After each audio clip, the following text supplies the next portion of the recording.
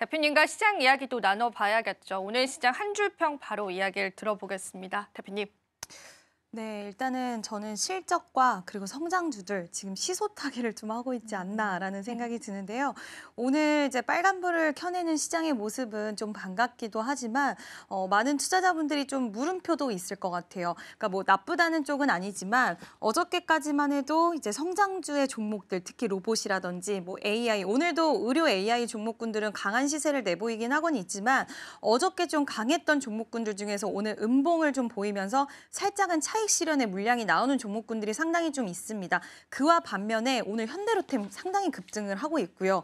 삼양식품이라든지 그동안 화장품 관련돼서 또 시세 좋았던 뭐 파마리서치라든지 이런 종목들 우리가 대표적으로 실적주 하면 딱 떠오르는 기업들의 시세가 굉장히 강하게 이어지고 있습니다. 그래서 성장주와 실적주들의 시소타기가 좀 지속되고 있는데 전일까지만 해도 분위기가 좋지 않았어요. 또 실적주들은. 그래서 이제는 성장주로 옮겨가나라고 생각하시는 분들도 계시겠지만 이런 시소타기의 분위기에서는 이 박자를 잘 맞추셔야 됩니다. 어느 하나 양쪽 다 놓고 갈 수는 없다라는 부분이고 물론 오늘 현대로템이라든지 이런 종목군들은 많이 급등을 해서 좀 따라잡기에는 부담스럽기는 하지만 여전히 실적에 대한 모멘텀 보유하고 있는 쪽의 종목군들은 좀 관심 있게 보셔야 되고요. 오늘 성장주들도 살짝 조정의 흐름이 나오긴 했지만 크게 추세를 벗어나는 흐름은 또 아니기 때문에 여전히 성장주에 대한 관심도 유효하다라는 이야기 같이 좀 드리고 싶습니다. 네, 정확히 표현해 주신 것 같아요. 실적주와 성장주의 시소타기가 계속 이어지는 시장이어서 어찌 보면은 시장의 재료는 참 많다라는 생각이 좀 들기도 해서 그 부분들 우리가 잘 선별하는 게 좋을 것 같고요. 그러면 오늘의 이슈 한번 들여다보면서요. 저희가 이제 마감 시장까지의 전략들 그리고 이후의 전략들 같이 잡아보겠습니다. 대표님, 오늘은 어떤 이슈에 저희가 집중을 해보면서 시장 바라보면 좋을까요?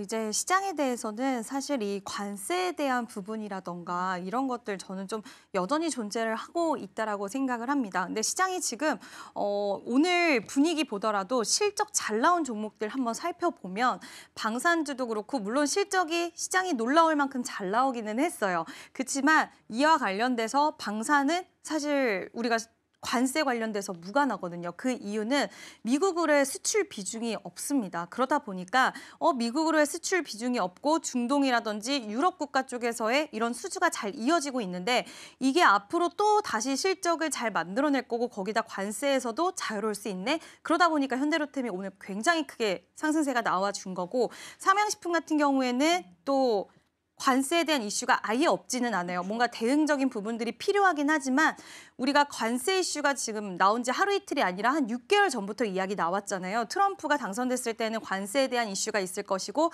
그 부분에 대해서 대응이 필요하다 이런 이야기 나왔을 때 음식료 섹터도 대표적으로 좀 긴장해야 되는 섹터 중에 하나였거든요. 근데 그 안에서 해외 쪽의 매출 비중이 높고 지금 원달러 환율이 고공행진하는 상황 속에서 이 관세에 대한 부분을 매출로 눌러버릴 수 있는 쪽 그리고 원달러 환율에 대한 상승 수혜를 그대로 받아갈 수 있는 쪽에는 굉장히 환호를 하고 있기 때문에 이런 종목들에 대한 선별을 좀 잘하는 게 중요하지 않을까라고 생각을 하고 있고요. 좀 서두를 이제 빌드업을 하기 위해서 말씀을 드렸는데 뭐 화장품이라든지 이런 종목군들도 지금 관세 관련돼서 오히려 수혜를 받을 수 있다라는 이야기가 나와주고 있거든요. 그 이유는 트럼프 일기 때로 한번 돌아가 보면 지금 중국 쪽에 관세가 평균적으로 화장품 쪽에 한 25% 정도 매겨진 것 같아요. 그래서 중국 쪽의 화장품 매출이 비중이 확 줄어들었고 그 비중의 틈을 타서 우리나라 기업들이 비중이 9%에서 22%까지 확대를 했더라고요. 그만큼 틈새 시장이 발생을 할 수가 있다라는 거고 물론 이 상황 속에서 생산시설 자체가 미국에 가 있는 기업들이 더욱더 혹시 모를 관세에도 무관하기 때문에 좋을 수는 있겠지만 전반적으로 화장품 관련된 종목군들의 시세 흐름도 오늘 좀 잘 나타나는 이유는 관세에 대해서 무게감이 조금은 덜할 수 있다라는 부분과 그리고 요즘에 뭐 다이소라든지 여기서 굉장히 인기 많더라고요. 우리나라 화장품이. 그래서 이러한 부분들을 뒷받침하면서 뭐 화장품 종목들이라든지 이런 종목군들 특히 방금 앞서서 말씀드렸지만 관세에 대한 부분도 상대적으로 자유로울 수 있고 그리고 굉장히 킥 화장품 가지고 있는 브랜드 보유하고 있는 기업들은 계속 좀 눈여겨봐야 되는 시장이 아닌가라는 이야기를 드리고 싶습니다. 사실 우리가 이 화장품 섹터는 문화적으로도 접근할 수 있을 것 같아요. 이 K-뷰티 관련해서 미국 쪽에 관한 수요도 엄청나더라고요. 네. 그렇기 때문에 이제 우리가 미국 쪽에 수출을 잘하는 기업들은 관세 리스크를 아예 배제할 수는 없지 않을까라는 그런 또 의문이 드는 건 사실인 것 같은데요. 그래도 비교적 관세에서는 가볍다라고는 말씀해 주셨지만 그래도 관세 리스크를 아예 배제할 수는 없지 않을까요, 대표님? 네, 오늘 뉴스만 본다 하더라도 지금 시각이 조금은 좀 여러 가지가 열려 있긴 한 것 같아요. 음식료, 화장품, 중소기업들 지금 어떻게 대응을 해야 될지 굉장히 고심이 있다라는 또 헤드라인 뉴스가 있었고 또 일각에서는 트럼프 일기 때와 비교를 하면서 오히려 긍정적이다라는 평가가 있었기 때문에 물론 아직까지는 좀 두고 봐야 되는 부분이고 관세가 아예 없지는 않을 수 있어요. 다만 비율 자체가 관세 비중 자체가 좀 낮을 수 있다라는 점 이거를 시장에서는 어차피 다 같이 맞는 거 품목별로 좀 다른다고 했을 때 물론 무관세였던 게 아쉽기는 하지만 관세가 상대적으로 다른 국가보다는 좀 낮게 책정이 된다라고 한다면 그것 또한 하나의 경쟁력이 될 수 있다라는 부분도 한번 염두를 해보시면 좋을 것 같고요. 화장품 관련된 종목군들은 그렇기 때문에 예전처럼 모든 종목군들을 다 볼 수는 없을 것 같고요. 미국 쪽에서 북미 쪽 시장이라든지 중국 시장이라든지 다른 여러 국가들 안에서 특히 내수 시장 안에서 단단한 기업들 위주로 보시는 것도 하나의 방법이 될 수 있다라는 이야기 드리고 싶습니다.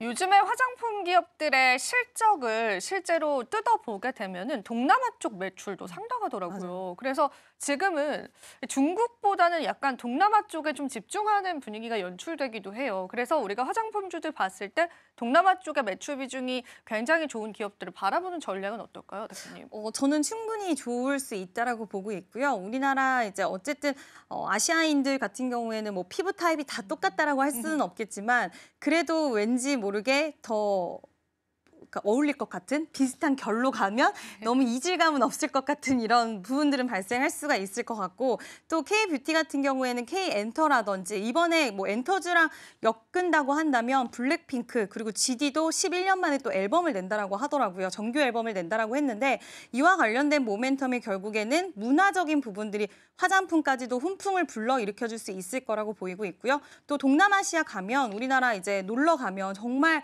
우리나라 화장품 어디 이제 마트나 이런 데 가면 우리나라 화장품들을 접하는 데 있어서 그렇게 어렵지 않은 걸 보면 앞으로 동남아 시장에 대한 기대감도 충분히 가져갈 수 있을 거라고 보고 있고요. 뭐 중동도 있고 정말 다양한 시장, 일본도 있고 정말 다양한 시장들이 있기 때문에 너무 관세에 대해서만 우리가 너무 민감하게 반응하기보다는 앞서서 말씀하신 것처럼 다양한 국가들, 특히 뭐 동남아 쪽이라든지 이런 쪽에서 캐리를 하는 기업들도 눈여겨보셔도 좋지 않을까라고 생각을 합니다.